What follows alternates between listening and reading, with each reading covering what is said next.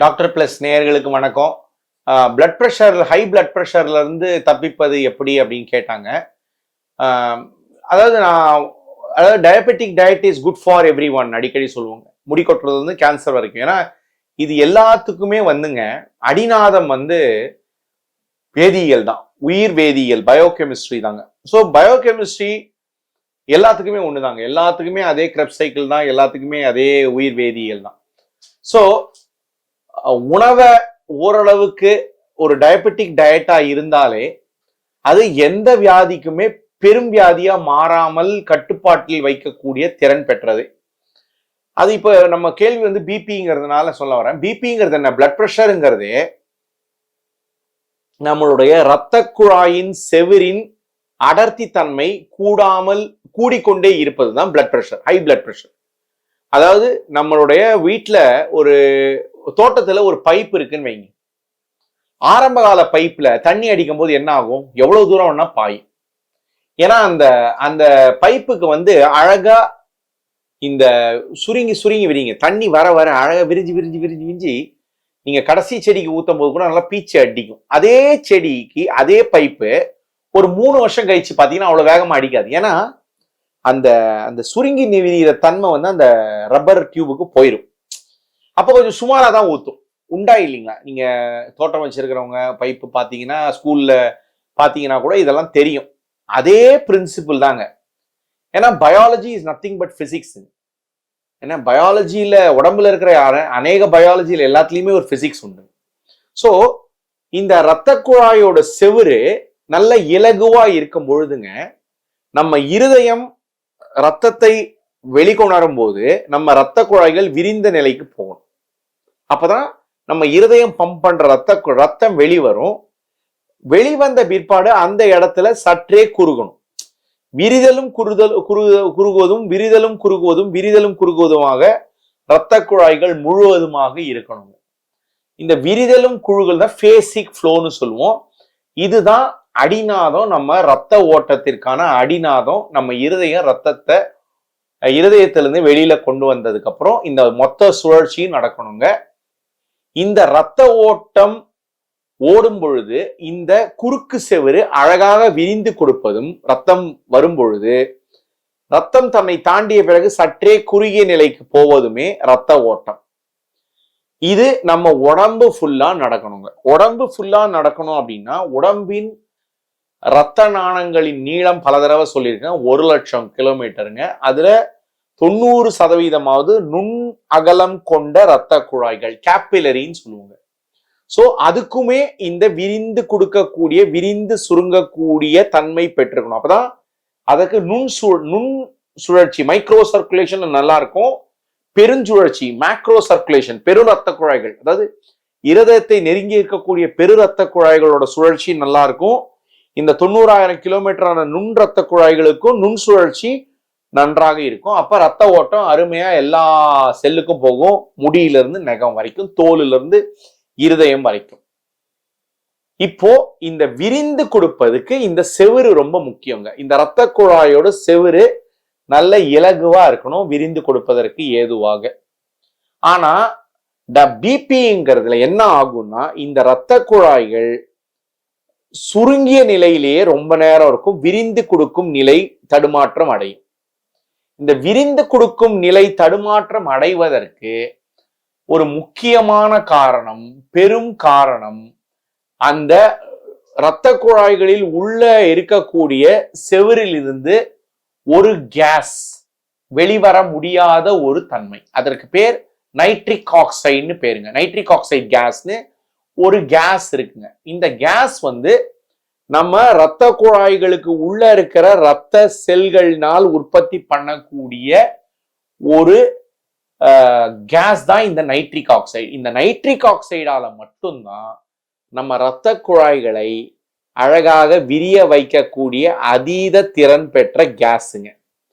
இப்ப இந்த நம்ம இரத்த குழாய்களின் உள் செவரில் இந்த நைட்ரிக் ஆக்சைடுங்கிற கேஸ் நல்லா ஃபார்ம் ஆகணுங்க. ஃபார்ம் ஆனாதான் அழகா ரத்த குழாய் விரிஞ்சு கொடுக்கும். நல்லா விரிஞ்சு சுருங்கி இருந்ததுன்னா பிளட் பிரஷர் வராது. இப்போ ஆரம்ப காலத்திலிருந்தே வெளியில நம்ம மாவுச்சத்து, புரதச்சத்து, கொழுப்பு சத்துன்னு அதிகமா சாப்பிட்டோம் அப்படின்னா இது மூணுமே பெருஞ்சத்துங்க. மாவுச்சத்து, புரதச்சத்து, கொழுப்பு சத்து. இது மூணுமே உங்களுக்கு அரை மணி நேரத்திலிருந்து வாயில் பட்ட முதல் 6 மணி நேரத்திற்குள் வாய், வயிறு, சிறுகுடல் இந்த 3 இடத்திற்குள்ளாக அனைத்துமே இந்த 3 பெருஞ்சத்தும் செரிமானம் ஆகிவிடும். இது எல்லாமே வேகமாக மாவுச்சத்தும் புரதச்சத்தும் அதிகமாக சில வகையான புரதச்சத்தை அதிகமா சாப்பிட்டோம்னா நன்றாக இன்சுலினை தூண்டும். இன்சுலினை அதிகமாக தூண்ட தூண்ட அது கொழுப்பை உற்பத்தி செய்யும். அது எல்லாருக்கும் இன்சுலின் ஒன்னேவே என்ன தோணும் எல்லாருக்கும்னா அது சர்க்கரைக்கான ஒரு ஹார்மோன்னு தோணும். அது சர்க்கரைக்கான ஹார்மோன் கிடையாதுங்க. அது உடம்பில் கொழுப்பை சேர்க்கும் ஹார்மோன். உடம்பில் புரதம் உடையாமல் பார்த்து கொள்ளும் ஒரு ஹார்மோன். சோ இந்த மாவுச்சத்து, புரதச்சத்து, கொழுப்பு சத்து அதிகமா உட்கொண்டோம்னா அதிகமாக இன்சுலின் சுரக்கும். இந்த அதிகமாக இன்சுலின் சுரக்கும் பொழுது வளர்ச்சி பருவத்துல அது வளர்ச்சியாக வரும். ஆனா வளர்ச்சி பருவம் முடிந்த பிற்பாடு நம்ம வெளிப்புற சதைகள் அடர்த்தி அடைவதை காட்டிலும் இந்த இரத்த குழாய்களில் செவிரில் இருக்கும் செல்களும் சதைகளே. நம்ம வெளிப்புற தோற்றத்துல இருக்கிறது ஸ்கெலிட்டல் மசிலுங்க. ஆனா இரத்த குழாய்களில் இருப்பது ஸ்மூத் மசிலுங்க. ஸ்மூத் மசிலுக்கும் இந்த அடர்த்தி கூடிக்கொண்டே போகும். இந்த இரத்த குழாயில் இருக்கும் செவிரில் உள்ள சதைகளின் அடர்த்தி கூடிக்கொண்டே இருக்கும். கூடிக்கொண்டே போக போக இரத்த குழாய்களின் குறுக்கு அளவு குறைந்து கொண்டே போகும். இரத்த குழாய்களின் செவிரின் இறுக்கம் கூடிக்கொண்டே போகும். ஸ்டிஃப்னஸ் அப்ப விரிந்து அப்ப நீங்களே நினைச்சுக்கோங்க, தின் ரப்பர் பேண்ட் அழகா விரிஞ்சு கொடுக்குமா, திக் ரப்பர் பேண்ட் விரிஞ்சு கொடுக்குமானா தின் ரப்பர் பேண்ட் தான் அழகா விரிஞ்சு கொடுக்கும். நம்ம ரத்த குழாயோட செவுரு திக்காயிடுச்சுன்னா அது அழகா விரிஞ்சு கொடுக்காது. விரிஞ்சு கொடுக்கலனாலே அதுதான் பிளட் பிரஷர். அது நுண்ணாணங்கள்ல ரத்த குழாய்கள் விரியாமல் போவதுதான் முதல் சந்திப்பு நமக்கு பிபியோட. அதனால நிறைய பேருக்கு பாருங்க மேல் ரீடிங் அதிகமா சிஸ்டாலிக்னு சொல்றோம் இல்லைங்களா, அது அதிகமா இருக்காதுங்க. கீழே இருக்கிற டயஸ்டாலிக் ரீடிங் தான் முதல்ல 90 தொடும், 92, 94, 95 தொடும். சோ இந்த இரத்த குழாயின் அடர்த்தியும் இறுக்கமும் அதிகமாவதே பிளட் பிரஷருக்கான அடிநாதம். அது இறுக்கமாக ஆக இந்த நைட்ரிக் ஆக்சைடு உள் செவர்ல இருக்கிற நைட்ரிக் ஆக்சைடுங்கிற கேஸும் உற்பத்தி ஆவது குறைந்து கொண்டே போகும். எண்டோதீலியல் டிஸ்பங்க்ஷன் சொல்லுவோம். அப்ப நுண் ரத்த குழாய்கள்ல எண்டோதீலியல் டிஸ்பங்க்ஷன் வர வர நுண் சுழற்சி பாதிப்பு வரும். நுண் சுழற்சி பாதிப்பு வருவதின் ஒரு பரிமாணம் தான் பிளட் பிரஷர். நுண் சுழற்சி பாதிப்பின் ஒரு பரிமாணம் தான் நம்ம முடி கொட்டுறது. நுண் சுழற்சியின் ஒரு பாதிப்பு தான் பலவிதமான பிரச்சனைகள். ஈவன் கிட்னி ப்ராப்ளம் கூட நுண் சுழற்சியின் ஒரு வடிவம். அதனால இது எல்லாமே உங்களுடைய பிளட் பிரஷரை கொஞ்சம் கொஞ்சமா கூட்டிக்கிட்டே போகும். இதெல்லாம் முதல்லாவே வெயிட்டா தான் வரும். இரத்த குழாயின் இறுக்கம் தான் கூடும். இது பாதிப்பாவதற்கு வருவதற்கு ரொம்ப நாள் ஆகும். ஏன்னா உடம்பு உடனே விட்டு கொடுத்துறாது. ஆனா பிளட் பிரஷர் நீங்க கூர்ந்து செக் பண்ணீங்கன்னா அநேக பேருக்கு இந்த கீழே இருக்கிற ரீடிங்கான டயஸ்டாலிக் ரீடிங் தான் முதல்ல கூடும். நாங்க ஐசோலேட்டட் டயஸ்டாலிக் ஹைப்பர் டென்ஷன் சொல்லுவோம். இந்த ஸ்டேஜ்லயே பார்த்து உங்களுடைய உணவு முறைகளை மாற்றிக்கொண்டீர்களே ஆனால் கட்டாயம் பிளட் பிரஷர் வீரியத்தை குறைக்க முடியும், மருந்தை கம்மி பண்ண முடியும். ஆரம்ப காலத்துல வந்தீங்க என்ன உணவு சாப்பிடணும் அப்படின்னா அதான் diabetic diet is good for every ஒன்னு சொல்லுவேன். ஸோ மாவு சத்தை குறைக்கணுங்க.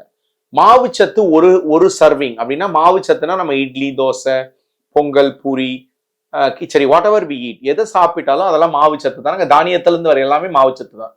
ஸோ மாவுச்சத்து ஒரு பாகம் எடுத்துக்கிட்டோம்னா புரதச்சத்து ஒரு பாகமாவது எடுக்கணும். ஒரு பாகம் அப்படின்னா அது சைவ புரதமோ அசைவ புரதமோ. உசித்தமாக சைவத்துக்கும் அசைவத்துக்கும் ஒரு 80-20 இருக்கணும்னுவோம். சைவ புரதம் ஒரு 80%னா 20% அசைவ புரதமா இருக்கணும். அப்படிதாங்க ஜப்பான்லாம் சாப்பிட்றான். ஒரு கப் மீன் சாப்பிட்டான்னா 5 கப் காய் சாப்பிடுவோம்.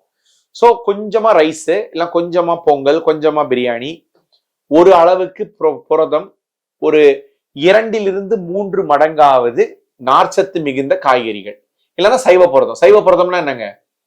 மொச்சை, double bean, soy bean, butter bean, kidney bean, பச்சை துவரை, அவரைக்காய், காராமணி, பீன்ஸு, என்ன வெள்ளை கொண்டக்கடலை, கருப்பு கொண்டக்கடலை, இது எல்லாமே புரதத்துல தாங்க வருது. டால், இது எல்லாமே புரதம். அதுக்கு பக்கத்துல நான்வெஜ் சாப்பிட்றவங்க கொஞ்சம் ஒரு முட்டை இல்ல கொஞ்சம் எறா, கொஞ்சம் சிக்கன், இந்த மாதிரி கொஞ்சமா வச்சுட்டு நிறைய காய்கறி வச்சு கொஞ்சமா ரைஸ் வச்சீங்கன்னா, இந்த காய்கறி நிறையான்னு சொல்லும் போது காய்கறிகள்ல எண்ணெய் அதிகமாக உரிய முடியாத காய்கறிகள்னு சொல்லுவோம். எண்ணெய் அதிகமா உரியக்கூடிய காய்கறிகள் சாப்பிட்டீங்கன்னா திரும்பி கேலரி அதிகமாயிடும். ஏன்னா மாவு சத்து கூட கொழுப்பு சத்தும் அதிகமாயிடும். சோ எண்ணெய் அதிகமா உரிய முடியாத காய்கறிகள் எதுனா நார்ச்சத்து நீர்ச்சத்து காய்கறிகள் தான். அப்படின்னு என்ன அர்த்தங்க? எதெல்லாம் வாயில போட்டோடனே கரையாதோ, எதெல்லாம் மார்க்கெட்ல விலை கம்மியோ, எதெல்லாம் நம்ம வளர்ச்சி பருவத்துல பள்ளிக்கூடம் படிக்கும் போது விரும்பி சாப்பிடலையோ, அப்படின்னா என்னங்க? வாழைப்பூ, வாழைத்தண்டு, சொரக்காய், பூஷணிக்காய், புடலங்காய், பீக்கங்காய், நூக்கோல், கொத்தவரங்காய், காராமணி, பீன்ஸு, கொத்தவரங்காய், இது எல்லாமே வந்துங்க யாரும் விரும்பி, என் பிள்ளைங்களே சாப்பிடாது. ஏன்னா விரும்பி சாப்பிடறது இல்லைங்க பள்ளிக்கூடம் படிக்கும் போது. ஆனா இதுதான் எண்ணெய்களை அதிகமா உரியாது. இந்த மாதிரி காய்கறிகளை நிறைய வச்சு ஒரு 2 மடங்கு வச்சு 1 மடங்கு எண்ணெய் உரியக்கூடிய காய், அதெல்லாம் என்னங்க? கிழங்கெல்லாம் உருளைக்கிழங்கு, சேனக்கிழங்கு, சேப்பங்கிழங்கு, கருணக்கிழங்கு, வாழைக்காய், எண்ணெய் கத்திரிக்காய், எண்ணெய் வெண்டைக்காய், எண்ணெய் பாவக்காய், இது எல்லாம் கொஞ்சம் கம்மியா வச்சு கொஞ்சம் புரதம், அசைவ புரதம் கொஞ்சம் இல்லையா, சைவ புரதம் இந்த லெக்யூம்ஸ், மொச்சை, டபுள் பீன், அந்த மாதிரியான வகைராக்கள் நிறைய வச்சு கொஞ்சம் ரைஸை வச்சு நிறைய சாப்பிட்டு கொஞ்சம் பேலன்ஸ்டா 3 வேளையும் இதே மாதிரி வச்சு சாப்பிடணுங்க. காலையிலயும் நைட்லயும் அநேகமா நம்ம யாருமே வந்துங்க காய்கறி ரொம்ப சாப்பிட்றது இல்லைங்க. எல்லாருமே சட்னி சாம்பாரோட நிறுத்திடணும். அங்கேயும் ஒரு அளவுக்கு காய்கறியும் ஒரு புரோட்டீனும் வரணும், நைட்டுக்கும் வரணும். நடுராத்திரிக்கு மேல லேட் நைட்டா சாப்பிடுறத கட்டாயம் தவிர்க்கணும். நொறுக்கு தீனிகள் சாப்பிடுவது கட்டாயம் தவிர்க்கணுங்க. வெளியில ஏன்னா பல தடவை சொல்லியிருக்கேன், 100 எஸ்டாப்ளிஷ்மெண்ட் போனீங்கன்னா 99 establishment palm oil, sunflower oil, அதுவும் பல முறை பயன்படுத்தின எண்ணெயை திரும்பி திரும்பி பயன்படுத்துவாங்க. அந்த எண்ணெய்கள் எல்லாமே உங்களுடைய இரத்த குழாய்களின் இறுக்கத்தை வெகு அதிகப்படுத்தும். அப்ப கொலஸ்ட்ராலா உடம்புல வெயிட், உடல் பருமனா வருபவர்களுக்கு உடல் பருமனா வரும், முடி கொட்டுபவர்களுக்கு முடி கொட்டுதலா வரும், தோல் கருப்படிப்பது என்பது தோல் கருப்படிப்பதாக வரும். இரத்த குழாய் இறுக்கம் வந்தால் அது பிபி ஆகவோ, சுகர் ஆகவோ, அதன் பின்விளைவுகளாகவே பிற்காலங்கள் வருடங்கள் ஆக வரும். அதனால வெளியில் சாப்பிடுவதை தவிர்த்து, கண்ட நேரங்களில் சாப்பிடுவதை தவிர்த்து, ஒரு 6 to 7.5 மணி நேரமாவது நன்றாக தூங்கி எரிபொருளை குடிக்கும் தன்மையின் தவிர்த்து, அப்படின்னா நாங்க எரிபொருளை குடிக்காமனா நெவர் ட்ரிங்க் அ கேலரின்னு சொல்லுவோம். அப்படின்னா என்ன அர்த்தம்? முடிந்த வரையில் பல்லு போனவங்க, எங்க தாத்தாவுக்கு குடிக்க முடியல, என் பேர பையன் காயே சாப்பிட மாட்டான், அப்போ எரிபொருளை குடிக்கலாம். நடுவர்க்கத்துல பல்லு நல்லா இருக்கிறவங்க இவங்கெல்லாம் இந்த ஸ்மூதி குடிக்கிறேன், ஜூஸ் குடிக்கிறேன். ஏன்னா ஸ்மூதி ஜூஸ் எல்லாம் என்னைக்குமே ஹெல்த்தி கிடையாதுங்க. அது எல்லாமே உங்களுடைய லிவர்ல கொழுப்பாகவே மாறும். ஏன்னா ஃப்ரக்டோஸை லோடு பண்ணீங்கன்னா அது வேகமா போய் உங்களுடைய ஜூஸா, ஃப்ரக்டோஸை பழமா சாப்பிட்டீங்கன்னா லோடு ஆகாதுங்க. ஏன்னா பழத்துல ஃபைபர் இருக்கும். பழத்துல இருக்கிற ஃபைபரை தூக்கு பண்ணிட்டு அந்த பழத்துல இருக்கிற ஃப்ரக்டோஸை மட்டும் குடிச்சிங்கன்னா அது ஃப்ரக்டோஸ் இன்சுலினை தூண்டாதே ஒழிய லிவர்ல போய் நேரா கொழுப்பா வரும். அது தான் ஊட்டி கொழுப்பு உற்பத்தின்னு சொல்லுவோம். அதாவது டினோவோ லைப்போஜெனசிஸ்னு சொல்லுவாங்க. தான் ஊட்டி கொழுப்பு உற்பத்தி ஈரல்ல நடக்கும். அப்ப ஃபேட்டி லிவர் கட்டாயம் அதிகமாகும். So never drink a calorie. The best drink is water. தண்ணி நிறைய குடிங்க, காய்கறி நிறைய சாப்பிடுங்க, நார்ச்சத்து நிறைய சாப்பிடுங்க, மென்னு சாப்பிடுங்க, 6 to 7.5 மணி நேரம் தூங்குங்க, கொஞ்சம் உடற்பயிற்சி பண்ணுங்க, உங்களுக்குன்னு ஒரு குடும்ப மருத்துவரை நாடுங்க, அவர் சொல்றத கேளுங்க. நல்ல லேப்ல 30 வயசு தாண்டிட்டா நல்ல ரத்த பரிசோதனை முதல் தர வரிசையில இருக்கிற நல்ல உங்க வீட்டுக்கு பக்கத்துல இருக்கிற ஒரு நல்ல தரமான ரெப்யூட்டட் லேப்ல டெஸ்ட் எடுங்க. உங்க மருத்துவர், குடும்ப மருத்துவரின் ஆலோசனை பெறுங்க. கிட்டத்தட்ட எல்லா வேதியியல் பிரச்சனைக்கும் ஓரளவுக்கு ஒரு நல்ல தீர்வு, இல்லைன்னா அட்லீஸ்ட் பெரும் பிரச்சனைகள் வராமல் தவிர்க்க முடியும்.